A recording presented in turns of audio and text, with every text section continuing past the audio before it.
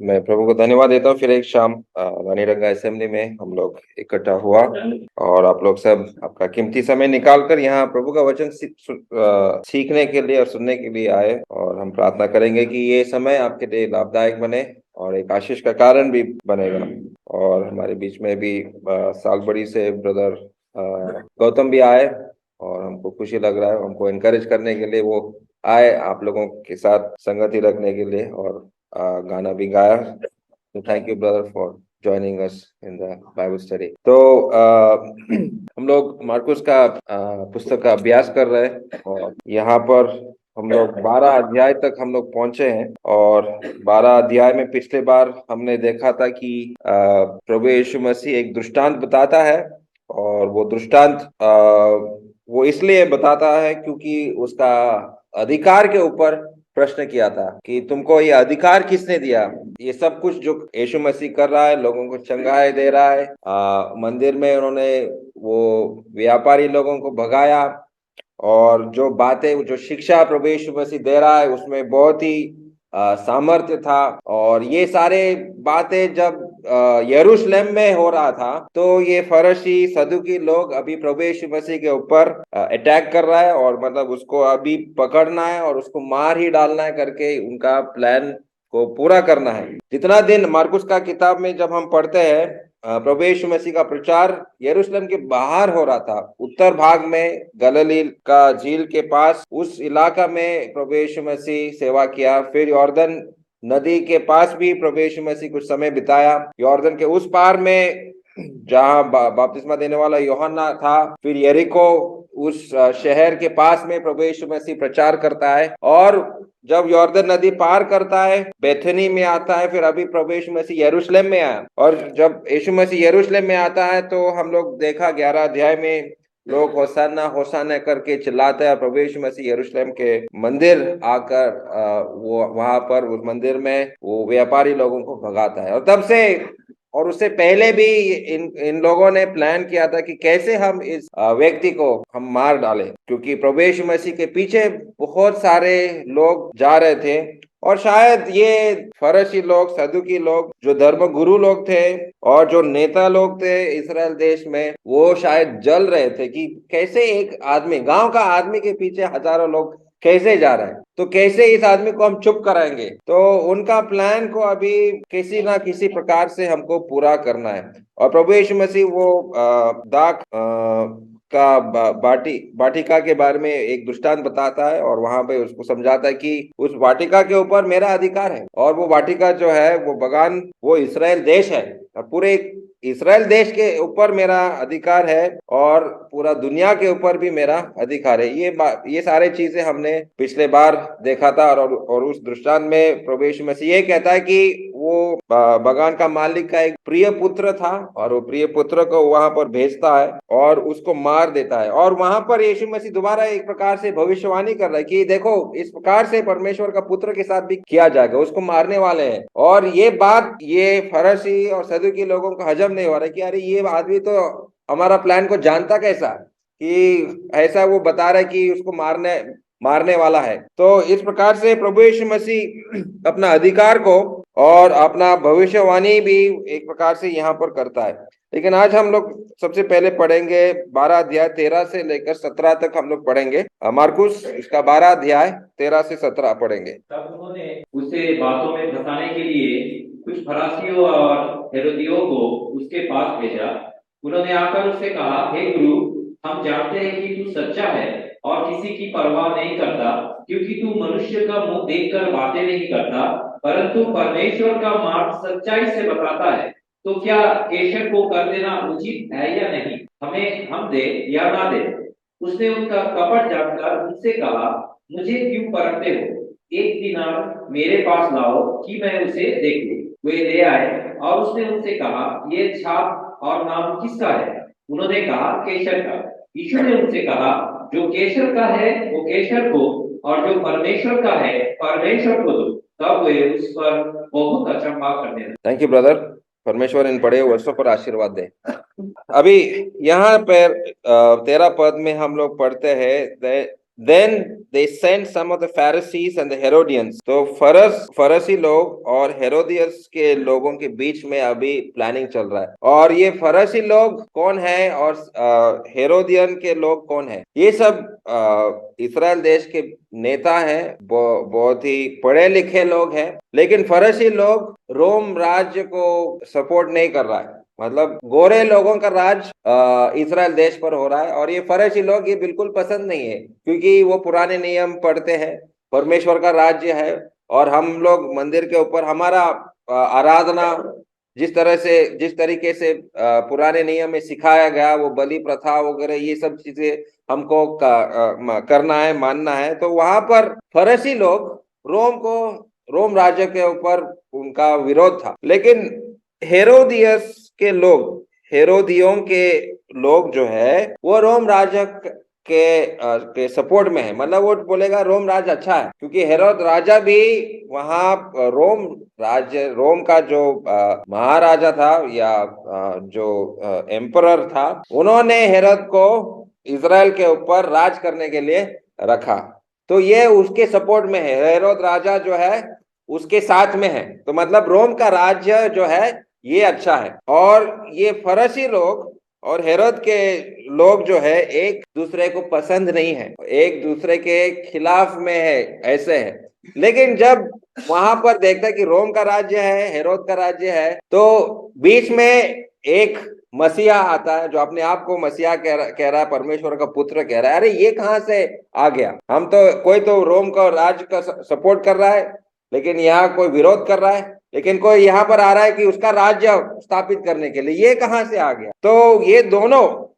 Herodias के लोग और फरीसी लोग एक साथ जुड़ते हैं और यीशु मसीह के विरुद्ध में अभी वो प्लान या योजना वो लोग बना रहे हैं। और ये संसार में भी इस प्रकार से देखते हैं कि दो दुश्मन, जब किसी बड़ा दुश्मन आता है, बड़ा लोग आता है, तो ये दो दुश्मन दोस्त बन जाते हैं और वो बड़े दुश्मन के साथ लड़ाई करने के लिए जाते हैं।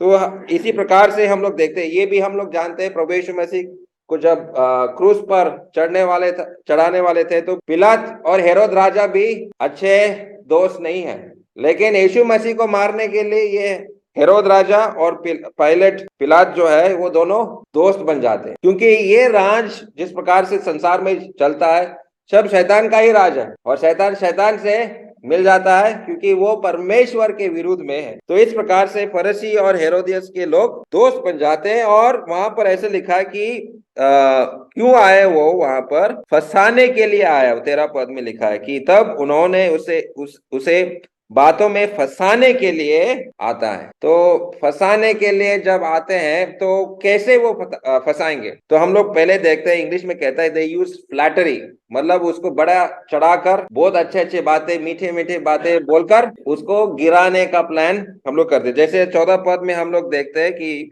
उन्होंने आकर उससे कहा। सबसे पहले यीशु मसीह को गुरु करके मान रहे हैं, वो कभी यीशु मसीह को गुरु करके नहीं मानते थे। 3.5 साल प्रभु यीशु मसीह प्रचार किया, लेकिन कभी उसको गुरु नहीं बोला।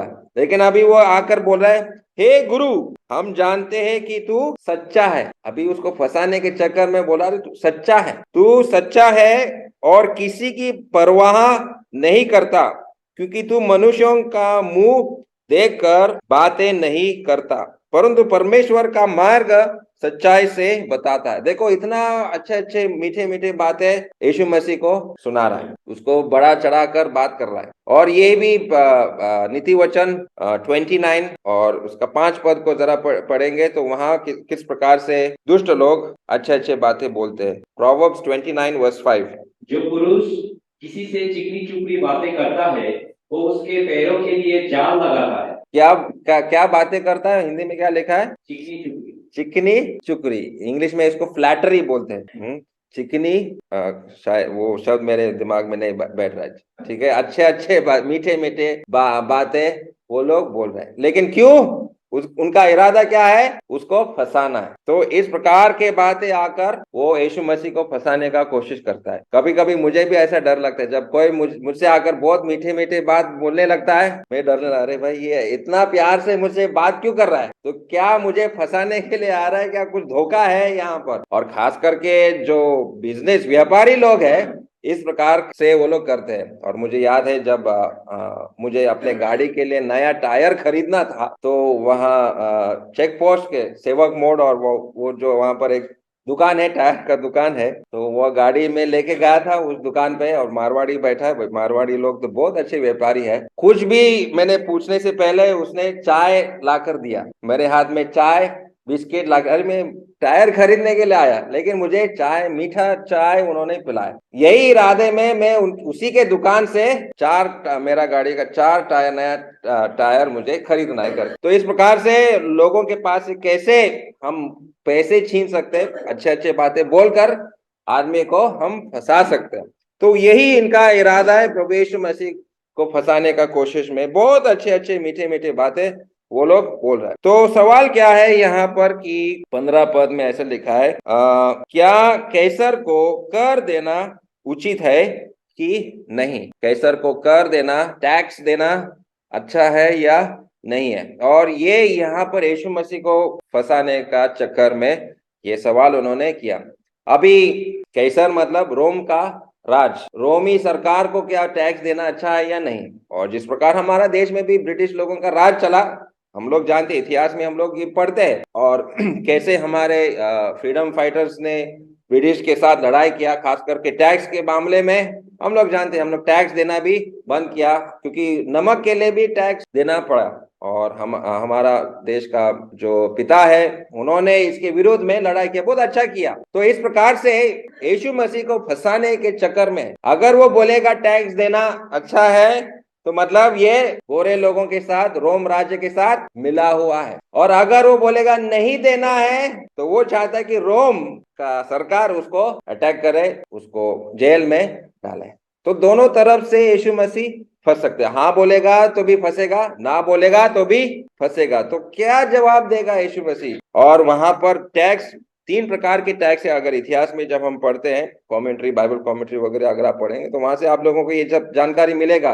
तो ग्राउंड टैक्स मतलब जमीन के लिए आपको टैक्स देना है। और जमीन में हम लोग क्या करते हैं, फसल जो कुछ भी उत्पादन होता है वो जमीन से हो रहा है, तो वहां उसके लिए 10 to 20% टैक्स आपको देना है। फिर इनकम टैक्स, जो भी कमाए है, हाँ कमाई मिल रहा है, वहां से भी आपको टैक्स देना है। फिर हर व्यक्ति, अगर आपके घर में 5 लोग हैं, 12 साल के ऊपर जो भी है, हर एक के लिए एक एक दिनारियस का मतलब पैसा आपको देना पड़ेगा, मतलब एक एक दिन का हजीरा आपको देना पड़ेगा। तो इस प्रकार से बहुत अलग अलग प्रकार का टैक्स रोम का राज्य इस्राएली लोगों, यहूदी लोगों के ऊपर थोपा गया था। और इसके विरुद्ध में ये लोग लड़ाई करना है। अभी क्यों, हम कितना टैक्स देगा? अभी यीशु मसीह क्या करेगा? हाँ बोलेगा या ना बोलेगा यहाँ पर?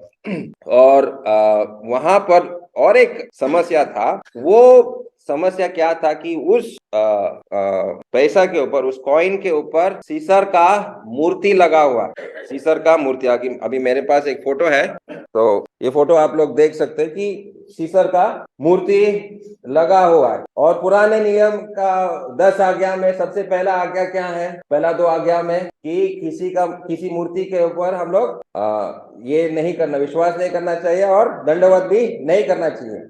तो यीशु मसीह अभी दोबारा यहाँ पर भी फंस जाएगा कि अगर वो बोलेगा कि यहाँ पर टैक्स देना है, तो मतलब मूर्ति पूजा की एक प्रकार से है। और मंदिर में क्या होता था कि मंदिर में ये वाला पैसा नहीं चलता। जहां पर मूर्ति है, किसी का छाप लगा हुआ है, किसी व्यक्ति का छाप लगा हुआ है, तो परमेश्वर का जिसका कोई रूप नहीं है, वहां पर ऐसा पैसा हम लोग कैसे देंगे? क्योंकि जितना ऐसा प्रिंटेड कॉइन्स होते थे, तो किसी ना किसी मूर्ति का या मनुष्य का या झूठे देवी देवताओं का फोटो या छाप लगा हुआ रहता है। तो जीवित परमेश्वर के मंदिर में हम लोग कैसे ऐसे पैसे भी देंगे? दान पेटी में कैसे ऐसे पैसे हम लोग देंगे? तो ये भी एक बहुत बड़ा सवाल था यहूदी लोगों के जीवन में। और प्रभु यीशु मसीह फिर वहां पर पूछता है, कहता है कि 16 पद में वो वहां पूछता है कि किसका, वो कौन सा पद में? 16 पद में ही ना, ओके। वे ले आए और उसने उनसे कहा कि यह मूर्ति और नाम किसका है? तो उन्होंने जब वो पैसा उसके पास से लेकर आया, तो वहां पर कैसर का ही फोटो है। और उस कॉइन के ऊपर उसका एक तरफ उसका नाम तो लिखा है, लेकिन दूसरा तरफ वहां पे लिखा है कैसर जो है he is the son of God, परमेश्वर का पुत्र है करके वो लिखा है। क्योंकि रोम राज्य में ये भी एक रिवाज था या एक सोच था या एक प्रथा था कि जो राजा है वो परमेश्वर का पुत्र है, जो राजा है वो परमेश्वर का पुत्र है। तो यीशु मसीह कहता है कि अभी इस कॉइन में, इस पैसा में किसका फोटो है? तो कैसर का है। तो यहाँ पर क्या प्रभु यीशु मसीह कहता है कि जो कैसर का है वो कैसर को दो, और जो परमेश्वर का है उसे परमेश्वर को दो।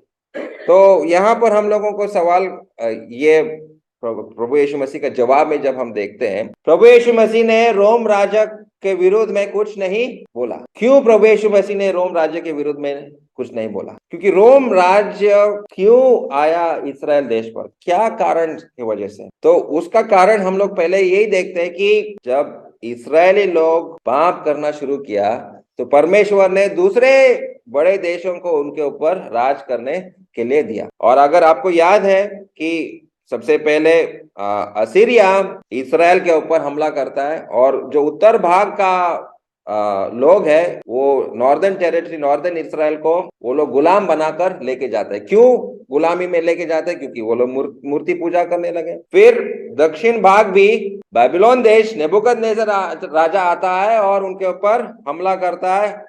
नेबुकदनेस्सर उस मंदिर को तोड़ देता है और बेबीलोन का राज इस्राएल के ऊपर होता है। क्यों होता है? क्योंकि इस्राएल पाप करता है। और उसी प्रकार से रोम का राज्य इस्राएल के ऊपर क्यों आया? क्योंकि ये लोग दोबारा पापी बने, पाप में डूबे थे। इसलिए परमेश्वर ने रोम का राज्य को इस्राएल के ऊपर लेकर आया, क्योंकि ये इस्राएली लोग परमेश्वर को सही तरीके से आराधना नहीं कर रहे, सही तरीके से उसका आदर नहीं कर रहा, इसलिए रोम का राज्य उनके ऊपर आया। और प्रभु यीशु मसीह कहता है अभी कैसर का छाप अगर है तो कैसर को आपको पैसा या टैक्स आपको देना है। और यहाँ से भी हम लोगों को सीखने के लिए बहुत है। सबसे पहला जो सिंपल बात यह है कि हमारे देश में भी हम लोगों को क्या करना है? टैक्स देना है। और अगर मेरा जो कुछ भी सरकार ने नियम रखा है टैक्स देने का, वो हमारा भलाई के लिए ही है। और इसलिए हमारे देश में भी अगर टैक्स का नियम रखा है, हाँ हम लोग गुस्से से कभी कभी देते हैं और इतना टैक्स क्यों बढ़ाया करके हम लोग बोलते हैं, लेकिन फिर भी हमारा काम है टैक्स देना। अगर सरकार हमको बोला है टैक्स देने के लिए तो हम लोग टैक्स देने के लिए तैयार होना चाहिए। कुछ भी है तो टैक्स हमको देना है। लेकिन दूसरा बात यह है कि प्रभु यीशु मसीह कहता है जो परमेश्वर का है वो परमेश्वर को दो। और प्रभु यीशु मसीह ऐसा क्यों कहता है? तो इस बात को हमको समझना कि इस कॉइन के ऊपर दो छाप लगा हुआ है। एक है हाँ इंसान का है, लेकिन दूसरा छाप हमारे हृदय पर है, क्योंकि मनुष्य जाति को परमेश्वर के स्वरूप में बनाया गया।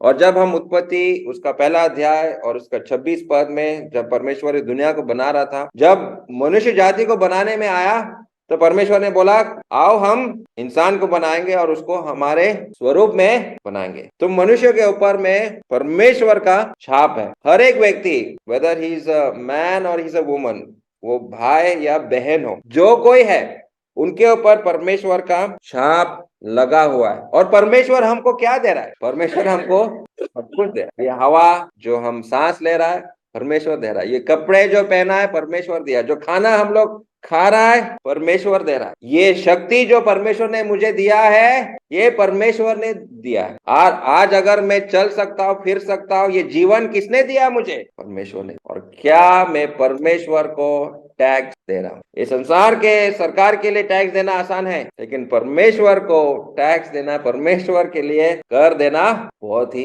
मुश्किल। और कितना देंगे? परमेश्वर हमसे क्या चाहता है? अगर परमेश्वर के लिए टैक्स या कर देना है, कितना देंगे? कितना देना है? कोई बोलेगा हाँ अगर आपको 10,000 सैलरी मिल रहा है तो 1,000 देंगे, क्या इतना ही है? परमेश्वर हमसे क्या चाहता है? तो जरा कुछ पदों का हम लोग पढ़ेंगे और परमेश्वर सच में हमसे क्या चाहता है। अगर कर के रूप में अगर हम कुछ परमेश्वर को देना है, कुछ दे सकते हैं, तो कुछ पदों को हम पढ़ेंगे, वहां से क्या मैं ये चीज परमेश्वर को दे रहा हूं या नहीं, और मेरा टैक्स काफी है क्या नहीं, हम अपने आप को परख कर देखेंगे। We are going to examine ourselves, हम सबके लिए, ये मेरे लिए है। और इन पदों को जब हम पढ़ेगा, हम देखेगा अरे मैं तो बहुत ही कम टैक्स दे रहा हूं, मैं वहां तक पहुंचा ही नहीं, परमेश्वर जो चाहता है मैं दे ही नहीं पा रहा। तो सबसे पहले मरकुस का 12 अध्याय 30 पद में एक बात वहां पर प्रभु यीशु मसीह कहता है, 12 अध्याय 30 पद में, मरकुस 12:30। तू प्रभु अपने परमेश्वर से अपने सारे मन से और अपने सारे प्राण से और अपनी सारी बुद्धि से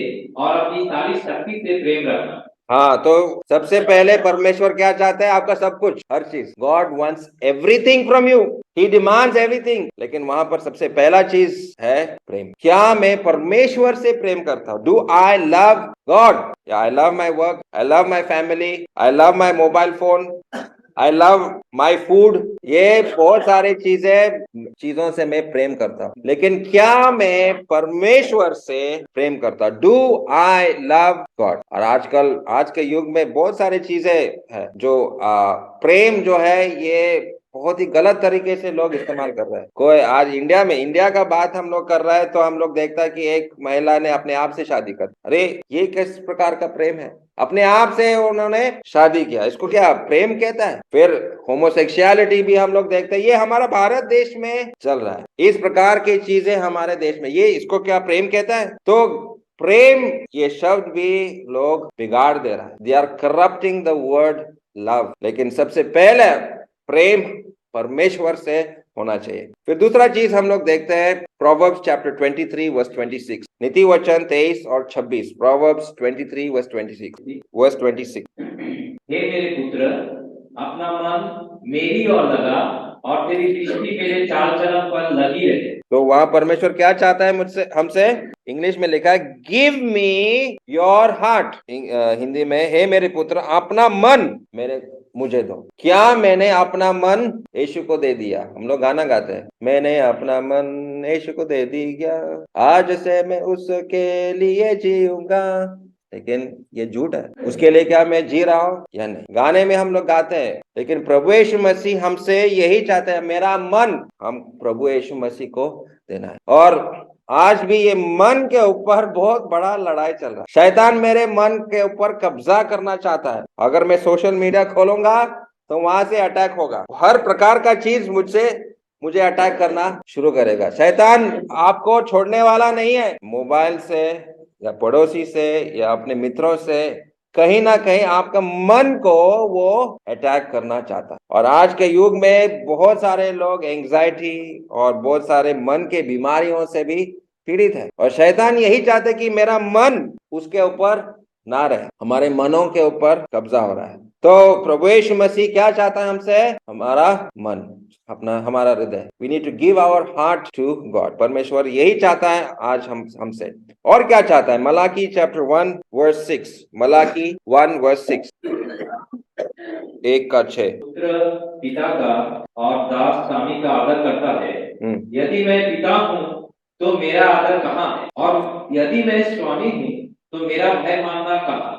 सेनाओं का यहोवा, तुम याजकों से भी जो मेरे नाम का अपमान करते हो यही बात पूछता है, परंतु तुम पूछते हो हमने किस बात में तेरे नाम का अपमान किया है? हाँ, तो यहाँ पर इस पद से हम लोग ये देखते हैं, परमेश्वर के लिए हम लोग आदर रखना चाहिए। We need to honour God. क्या मैं प्रभु को आदर दे रहा हूँ? और हर जगह में, मेरे काम में, मेरे व्यवसाय में, मेरे गाड़ी में, मेरे परिवार में। इसलिए कभी कभी हम अपने घर में तो प्रभु का वचन तो डालते हैं, लेकिन गाड़ी में भी डाल सकते हैं। इसलिए गाड़ी के पीछे में भी प्रभु का वचन लोग लिखते हैं, और ये अच्छा बात है। क्यों कर रहा है? प्रभु का वचन गाड़ी के ऊपर क्यों लिखता है?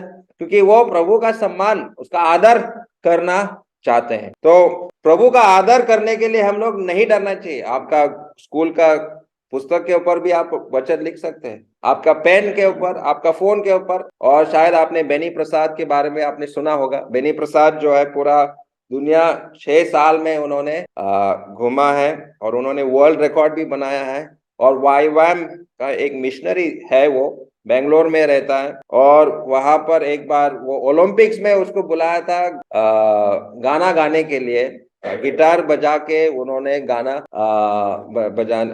गाने के लिए उसको बुलाया था। लेकिन वो बोला अगर मैं प्रभु का सम्मान आदर नहीं करूंगा तो मैं ओलंपिक्स में नहीं जाऊंगा। तो उन्होंने एक प्लान बनाया था कि देखो, उसने एक टोपी बनाया और टोपी में भारत देश का झंडा था और वहां पर एक वचन भी उन्होंने लिखा था, आई लिव फॉर जीसस करके उन्होंने लिखा। तो वो टोपी पहनकर वो वहां पर ओलंपिक्स में उन्होंने ये बनाया था। क्योंकि वो क्यों कर रहा है ऐसा? क्योंकि बोला कि प्रभु ने ये मुझे जीवन दिया है, तो मैं प्रभु का सम्मान, प्रभु का आदर के लिए मैं कहीं पे भी नहीं लज्जाऊंगा, शर्माऊंगा नहीं। तो क्या मैं इस प्रकार से प्रभु का आदर करने के लिए तैयार हूं? और शायद आपने वो और एक ओलंपिक्स रनर के बारे में आपने सुना होगा, उस एरिक लिडल नाम का व्यक्ति, उन्होंने बोला देखो, संडे का दिन को अगर दौड़ है तो संडे का दिन को मैं नहीं दौड़ूंगा। और वो इंग्लैंड का सबसे फास्टेस्ट रनर था एरिक लिडल, और ओलंपिक्स के लिए वो क्वालिफाई हुआ। और ओलंपिक्स के लिए वो जा रहा था, यात्रा में था, तब उसको पता चला कि अरे जो फाइनल है वो संडे को है, रविवार को है, और मैं इस दौड़ को मैं अगर मैं शामिल होऊंगा तो मैं चर्च में नहीं जा सकता हूँ। तो उन्होंने क्या किया? बोला मैं दौड़ने वाला नहीं हूँ, क्योंकि मुझे संडे को मुझे कहाँ जाना है? चर्च में जाना है, मुझे प्रभु का आदर करना है। तो जब उन्होंने ऐसा बोला, वहां का इंग्लैंड के कमेटी को, ओलंपिक्स कमेटी को बोला कि अभी मैं नहीं दौड़ने वाला क्योंकि संडे को दौड़ है, वो पूरा इंग्लैंड में उसके विरोध में लोगों ने बोला अरे देश का अपमान कर रहा है तुम, देशद्रोही हो तुम देश के लिए नहीं दौड़ सकता हो। बोला नहीं, मैं प्रभु के लिए दौड़ूंगा। तो उन्होंने फिर ओलंपिक्स कमेटी ने सोचा ठीक है, 100 मीटर मत दौड़ो, तुम 400 मीटर दौड़ो। 100 मीटर में सबसे तेज था, अभी 400 मीटर में वो कैसे दौड़ेगा? फिर भी उन्होंने चैलेंज लिया, ठीक है 100 मीटर में नहीं दौड़ूंगा, मैं 400 मीटर दौड़ूंगा। और ये फिल्म शायद आपने देखा है। और एरिक लिडल ने उस 400 मीटर में उसने वर्ल्ड रिकॉर्ड बनाया। आज कहाँ है ये लोग जो प्रभु का आदर के लिए खड़े रहेंगे? कहाँ है ऐसे लोग? प्रभु के लिए कोई नहीं खड़ा रहता। और मुझे याद है एक संडे को संडे स्कूल के लिए मेरा जिम्मेदारी, पापा ने मुझे जिम्मेदारी दिया था कि देखो संडे स्कूल है, ठीक है, जितना भी बच्चे आ रहे चेयर लगाने का काम तुम्हारा है। मैं भूल गया, खेलने गया, और खेलने गया वहां पर मैं झगड़ा दूसरे बच्चों के साथ लड़ाई करके आया। और वहां जब मैं मार खाया, वहां के लोग बच्चों से जब मैं मार खाया, मुझे याद, अरे आज तो संडे है, मेरा जिम्मेदारी था संडे स्कूल में रहना, संडे स्कूल का कुर्सी को लगाना मेरा काम था, और वहां मैं मार खा रहा हूँ। लेकिन वो मार मैंने जब खाया बहुत अच्छा लगा, रहे ये इसकी का लायक। मैं दौड़कर वापस आया, संडे स्कूल शुरू हो गया था, मैं बहुत खुशी से वहां मार खाकर आया और संडे स्कूल में बैठा। और पापा ने बाद में, पापा का मार भी मैंने खाया इस प्रकार से। लेकिन मेरा गलती मुझे समझ में आया कि प्रभु के लिए, प्रभु के लोग खड़े होना चाहिए, प्रभु के लिए हम लोग आदर देने के लिए तैयार होना चाहिए। जैसे एरिक लिडल ने, जैसे वो बेनी प्रसाद ने किया था ओलंपिक्स में, उन्होंने प्रभु का आदर रखा। क्या मैं इस प्रकार से प्रभु का आदर करेगा? मेरा काम में, मेरा घर में, मेरा कॉलेज में, मेरे दोस्तों के बीच में, क्या मैं प्रभु का आदर रखता हूं या नहीं? तो देखो ये टैक्स कितना बड़ा, क्या मैं इसको निभा रहा हूं या मैं फेल हो रहा हूं? कर मैं दे रहा हूं या नहीं?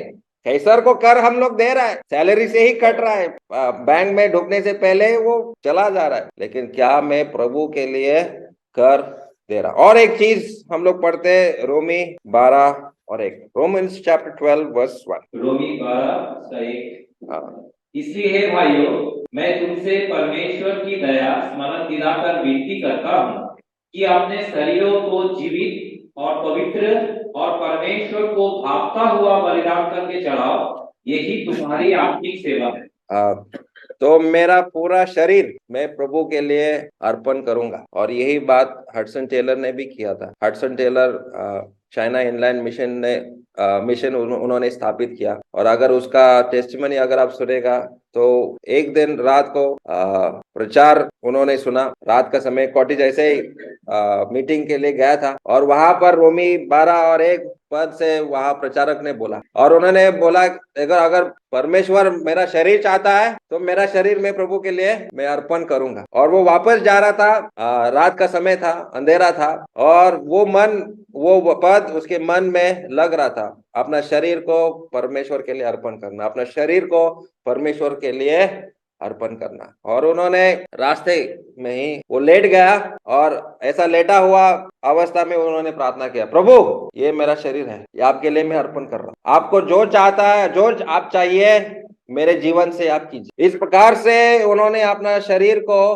परमेश्वर के लिए अर्पण किया। और उन मिशनरियों के बारे में जब हम पढ़ते हैं, मैं सोचता आज कहाँ गए ऐसे मिशनरी लोग, कहाँ है ऐसे लोग, क्यों आज के जमाने में, आज के युग में ऐसे मिशनरी नहीं उठ रहे? हमारे नौजवान कहाँ हैं? प्रभु के सेवा के लिए उठ खड़े रहेंगे या नहीं? उस जमाने में लोगों ने किया था, लेकिन इस जमाने में क्या हमारे पास कुछ कमी है? हमारे पास टेक्नोलॉजी है, हमारे पास गाड़ी है, घूमने के लिए हर सुविधा है, लेकिन क्या प्रभु के लिए मैं अपना शरीर को अर्पण करने के लिए? देखो, कैसर को कर देना, टैक्स देना आसान है, प्रभु के लिए कर देना, टैक्स देना बहुत ही मुश्किल है। और कितना हम लोग गिरे हैं, कहाँ टैक्स कहाँ देना था, लाखों में हमको देना, लेकिन हम 1 रुपए दे रहे, प्रभु ये लीजिए 1 रुपए आपके लिए दान। शर्मिंदा होना चाहिए हम अपने आप। परमेश्वर के सामने जब हम खड़ा रहेगा, हम बोला प्रभु मैंने 10 रुपए दिया था दान पेटी में, अरे परमेश्वर आपको सब कुछ दे रहा है और मेरे लिए आप 10 रुपए दे रहे हैं, क्या कर दे रहे हैं आप परमेश्वर के लिए? और आखिरी चीज, और एक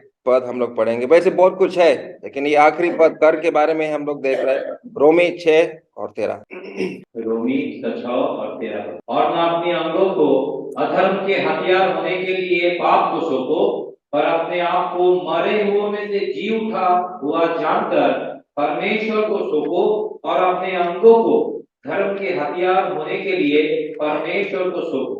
अपने अंगों को परमेश्वर के हवाले कर, मतलब मेरा हाथ, मेरा पैर, हर चीज मैं प्रभु के लिए अर्पण करूंगा। प्रभु ये चाहते हैं। प्रभु हम सब से, चाहे वो जवान हो या बूढ़ा हो, आज भी आप सब कुछ प्रभु के लिए दे सकता है, और हम लोग ये कर देने के लिए तैयार होना, ठीक है? तो ये प्रभु यीशु मसीह का उत्तर उन फरीसी और हेरोदियस के लोगों को इस प्रकार का जवाब मिलता। और वहां पर 17 पद में हम लोग पढ़ते हैं आखिरी भाग में, तब वे उस पर बहुत अचंभा करने लगे, तब उस पर बहुत अचंभा करने लगे। मतलब प्रभु यीशु मसीह ने ये फरीसी और हेरोदियस के लोगों को चुप करा दिया, एक जवाब उन्होंने दिया, उनको चुप कर दिया। तो अभी दूसरे लोग आते हैं, 18 पद को जरा पढ़ेंगे। फिर सदुकियों ने भी, जो कहते हैं कि मरे हुओं का जी उठना है ही नहीं,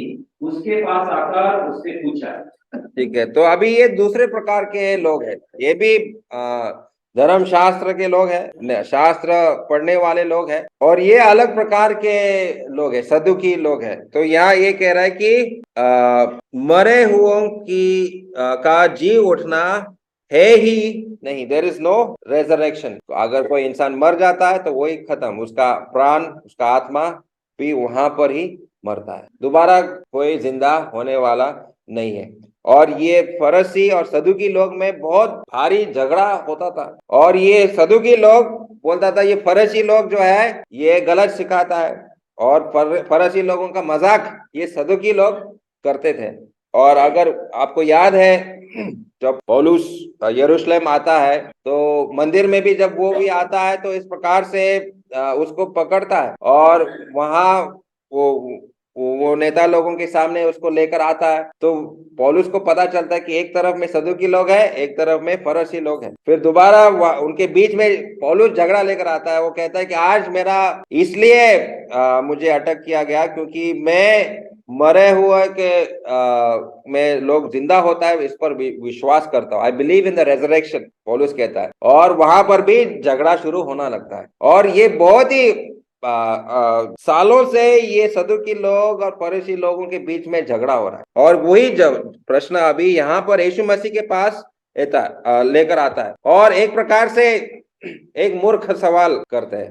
वो प्रभु यीशु मसीह को मूर्ख ठहराने का कोशिश करता है, लेकिन सच में उनका सवाल बहुत ही मूर्ख सवाल है, क्योंकि एक परिवार में 7 भाई होता है, और 7 भाइयों ने एक ही लड़की से शादी करता है, मतलब एक शादी करता है मरता है, फिर दूसरा शादी करता है वो मरता है, तीसरा शादी करता है वो मरता है, ऐसे करते करते 7 भाई एक लड़की से शादी करता है, सारे मर जाते हैं। तो स्वर्ग में जब जाएंगे तो ये किसका पति पत्नी होगा, ऐसे उनका सवाल है, क्योंकि वो ऐसा इसलिए सवाल करता है क्योंकि जो पुनरुत्थान ये मूर्खता है करके वो दिखाने का कोशिश करे कि ऐसा होता ही नहीं है। There is no resurrection. कोई जब मरता है वो मर ही जाता है, उसके बाद कोई उठता नहीं है। तो इस प्रकार से प्रभु यीशु मसीह को मूर्ख ठहराने का कोशिश कर रहा है। और ऐसा कोई सवाल कर सकता है कि क्या आदम की नाभि थी? ये भी ऐसा सवाल करेगा। Did Adam have a belly button? तो ये सवाल भी अगर कोई करेगा, ये क्या सवाल जो है, ये एक मूर्ख प्रश्न है। अरे क्या सवाल करते हैं, इस प्रकार का कोई सवाल करता है क्या? तो सच में ये लोग मूर्ख है और मूर्ख सवाल कर रहे हैं। और अभी प्रभु यीशु मसीह उनको कैसे जवाब देगा? तो इस प्रकार स्वर्ग के बारे में बहुत सारे लोगों को गलत गलत सोच है। स्वर्ग कैसा है, लोगों के जीवन में, लोगों के नजर में बहुत सारे विचार है। लेकिन प्रभु यीशु मसीह इस सवाल का जवाब को देने के लिए इस बात को हमको समझना है कि ड्यूट्रॉनमी, द्वितीय विवरण, what do you call Deuteronomy, व्यवस्था विवरण में इसके विषय में उसका 25 अध्याय 5 और 6 में बोला गया था कि इस प्रकार से हम लोगों को करना है। खास करके इजरायली जाति में इस प्रकार का नियम दिया गया था, परमेश्वर ने दिया था कि अगर कोई भाई मरता है और उसका कोई बच्चा नहीं रहा तो उसका अगर छोटा भाई है तो वो उससे शादी करना पड़ेगा और वहां से बीज उत्पन्न करना पड़ेगा। और रूत का किताब उसी के ऊपर आधारित है। जो रूत का पढ़ाई करता है वहां पर हम लोग देखते हैं कि उसी विषय में रूत का कहानी है। बोआज रूत से शादी करता है और दूर का रिश्तेदार होता है। जो उसका पति, रूत का पति तो मर चुका है, उसका ससुर भी वो मरते हैं। तो उस परिवार में कोई नहीं बचा, कोई पुरुष नहीं है और कोई बीज नहीं उस परिवार में। इसलिए बोआज आता है और रूत से शादी करता है। और ये पुराने नियम में एक अच्छा कहानी, सच्चा कहानी है।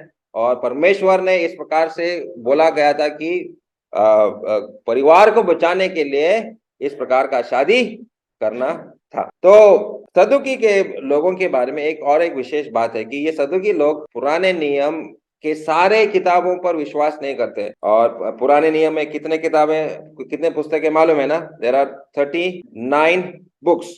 और ये फरसी लोग ये सारे 39 बुक्स पर, पुस्तकों के ऊपर वो लोग विश्वास करते हैं। फरसी लोग विश्वास करते हैं, लेकिन सदुकी लोग खाली पहले 5 पुस्तक में विश्वास करते हैं। मतलब genesis, exodus, Leviticus, numbers and Deuteronomy. Hindi में क्या है? उत्पत्ति, निर्गमन, उसके बाद लेवी व्यवस्था, गिनती और व्यवस्था विवरण। खाली ये 5 किताबों के ऊपर वो लोग विश्वास करते हैं। लेकिन फरसी पूरे पुराना नियम पर, 39 बुक्स पर वो लोग विश्वास करते हैं। सदुकी बोलेगा नहीं, खाली 5 यही परमेश्वर का दिया हुआ वचन।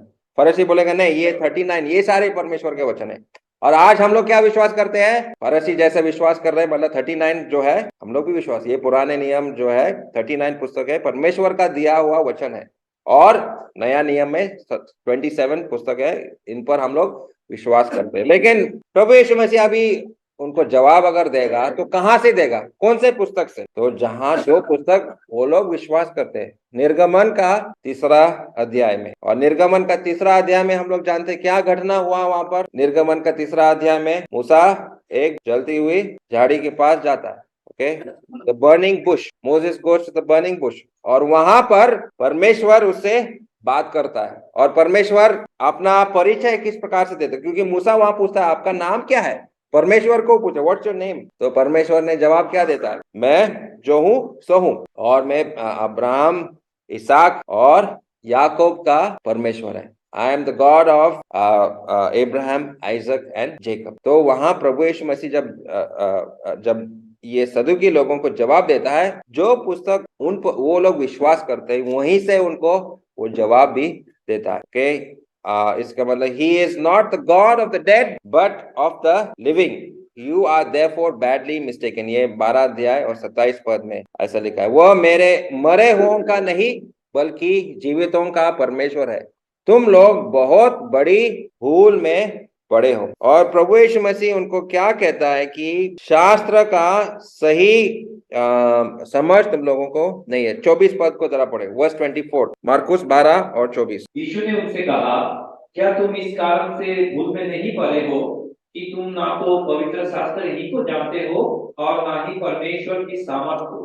हाँ, तो ये सदुकी लोगों को यही सीखना था, परमेश्वर का शक्ति के बारे में उनको कुछ पता नहीं है और परमेश्वर का वचन भी उनको पता नहीं। और आज हम लोग ऐसा नहीं होना चाहिए। We should not be people who don't know the word of God and who don't know the power of God. परमेश्वर का शक्ति और परमेश्वर का वचन का सही ज्ञान आज मुझे होना चाहिए, और इस प्रकार से मैं परमेश्वर के बारे में और भी चीजें जानना चाहिए। परमेश्वर का शक्ति और परमेश्वर का वचन में मुझे जानने में और भी दिलचस्पी या एक भूख और प्यास होना चाहिए। I need to be studying the word of God and understanding the power of God. लेकिन प्रभु यीशु मसीह यहाँ पर एक और चीज हम लोगों को सिखाता है, और वो ये है कि यूहन्ना 11:25 में प्रभु यीशु मसीह जब लाजर मरता है तो उन्होंने ये चीज उन्होंने बोला। तो जरा उस पद को पढ़ेंगे, जॉन चैप्टर 11 वर्स 25। यूहन्ना का किताब 11। यीशु ने उससे कहा, पुनरुत्थान और जीवन मैं ही हूँ, जो कोई मुझ पर विश्वास करता है वो यदि मर भी जाए तभी जिएगा। हाँ, तो प्रभु यीशु मसीह कह रहा है, देखो जिस प्रकार अब्राहम और याकूब, अब्राहम, इसहाक और याकूब जीवित है, पुनरुत्थान के ऊपर मेरा अधिकार है। I have power over death, मृत्यु के ऊपर मेरा अधिकार है। ये प्रभु यीशु मसीह उनको समझा रहा है। और जैसे हमने देखा 11 अध्याय में प्रभु यीशु मसीह के अधिकार के ऊपर प्रश्न किया गया, तो प्रभु यीशु मसीह अभी ये उनको बताने का कोशिश कर रहा है कि मृत्यु के ऊपर भी मेरा अधिकार है। सिर्फ जीवन के ऊपर नहीं है, लेकिन मृत्यु के ऊपर मेरा अधिकार है। और क्योंकि परमेश्वर है, हम भी जिंदा रह सकता है। जैसे परमेश्वर का नाम क्या है, मैं हूँ। क्योंकि परमेश्वर है, हम भी उसके साथ अनंत जीवन पा सकता है। और ये दो प्रश्नों से जो आज हमने देखा, तो पहला प्रश्न जो कर देना सही है क्या नहीं, और दूसरा जो पुनरुत्थान के बाद क्या जीवन है क्या नहीं, तो इन दो सवालों का जवाब आज हमने यहाँ पर देखा, और कैसे प्रभु यीशु मसीह उन सवालों का जवाब देता है। और एक ही चीज आखिरी में हम कहेंगे कि जब हम स्वर्ग में रहेंगे तो वहां पर मैरिज, शादी नहीं हो। There will be no marriage in heaven. और प्रभु यीशु मसीह वहां सिखाता है कि we will be like the angels, हम स्वर्गदूतों के तरह बनेगा। हाँ, अगर मैं इस जीवन में मैंने शादी किया, मैं अपना पत्नी से प्रेम करता हूँ, लेकिन वहां पर उस प्रकार का रिश्ता, पति पत्नी का रिश्ता नहीं होगा। हम सब परमेश्वर के संतान होंगे, परमेश्वर के बच्चे हम वहां पर रहेंगे, वहां पर शादी नहीं है। और वो प्रभु यीशु मसीह यहाँ पर इस अध्याय में ये सदुकी लोगों को सिखाता है। तो बहुत सारे और भी खुशियां हैं वहाँ। शादी ही केवल खुशी का जीवन नहीं है, स्वर्ग का खुशियां शादी से भी बढ़कर बहुत सारी चीजें वहां पर हम लोगों को मिलने वाला, और हमारे सोच के बिल्कुल बाहर है। और जिस प्रकार से ये सदुकी लोग सोच रहे हैं, उस प्रकार का जीवन वो नहीं है। बस हम स्वर्ग जाने के इंतजार में रहेंगे और वहां का खुशियों को हम लोग एक दिन देखेंगे। तब तक हम लोग इंतजार में रहेगा और प्रभु यीशु मसीह पर विश्वास करेंगे। प्रभु यीशु मसीह मृत्यु के ऊपर उसका अधिकार है, और he has the power of resurrection, Mrityunjay का शक्ति उसी के पास है, और हम उस पर विश्वास करेंगे। और जितनों ने उस पर विश्वास किया उनको ये अनंत जीवन को मिलेगा। ठीक है, तो यहीं पर मैं समाप्त करता हूँ। और आज हम लोग 27 पद तक हम लोग देखे हैं, और आने वाले दिनों में हम लोग इस अध्याय को, 12 अध्याय को हम लोग खत्म करेंगे। ठीक है, तो सुनने के लिए बहुत बहुत धन्यवाद। जय मसीह।